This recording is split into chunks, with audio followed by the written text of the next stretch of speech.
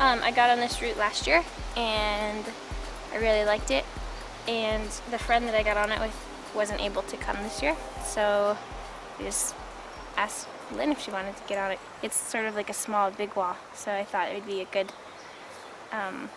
stepping stone kind of thing because it's a little more manageable because it's shorter, less pitches, more my style because it's overhanging.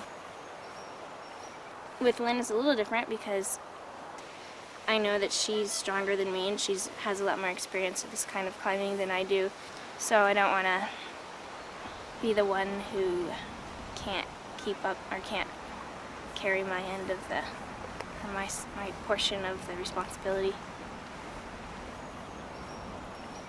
Katie is a great climber, but I think that she doesn't have the experience, and I kind of knew that, but then I also forgot about that because she's such a talented climber. Yosemite is a place where you have to have a certain number of experiences and epics before you really understand what you're getting into. We've given ourselves just enough of an advantage by checking out what we think are the crux pitches, but I think that there are more crux pitches up higher that could pose more problem than we might know by now.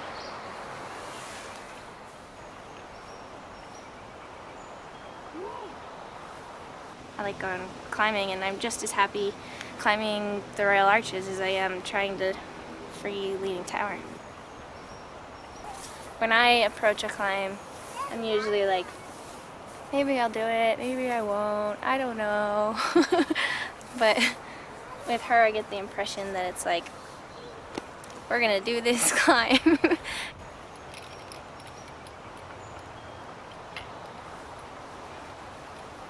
It's 9 pitches of free climbing, or 10 or whatever.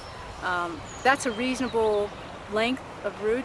It's a perfect size, I think, for a day free climb for 2 people. It's also one of the most outrageous overhanging walls in Yosemite.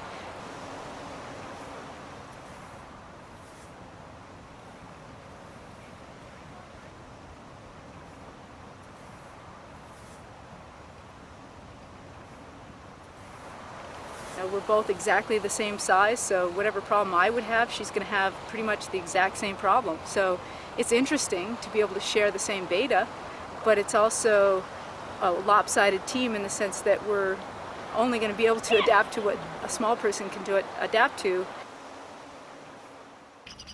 My foot popped too, right at that big move.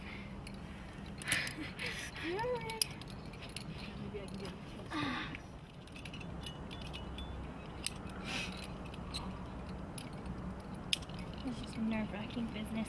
It is. I told you, it's like competitions, you know?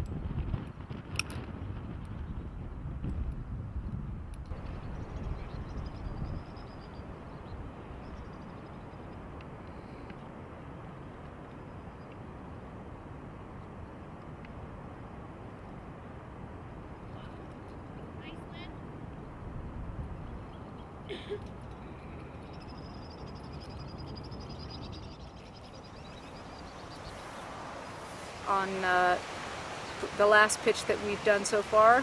There's some giant exfoliating rock, and I'm not going to put any protection behind it. I'm just going to run it out. So that's a decision I'm making. I know myself, I know the level of climbing, and I know that I can do it without falling.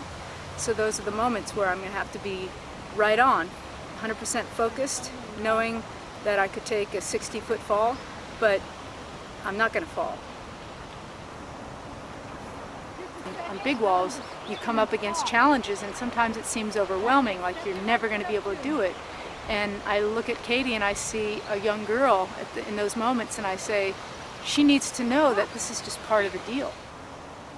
So I can help her a little bit on things like that, and that's part of what I can give to the sport now, is my experiences and my perspective.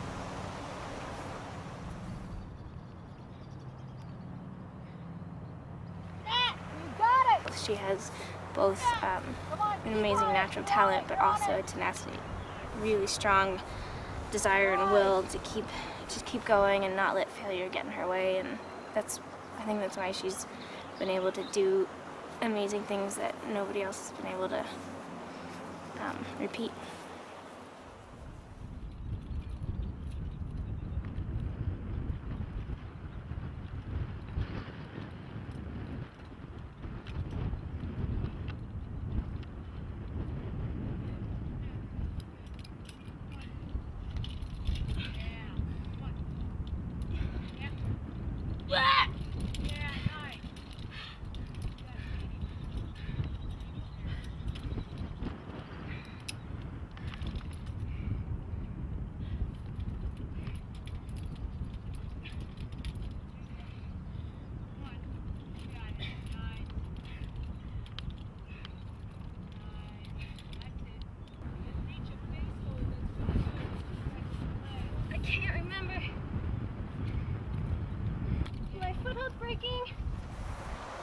Once you get tired, then your mind goes, and it's much easier to let those little voices of, oh, I'm tired, or oh, that hold is feeling loose.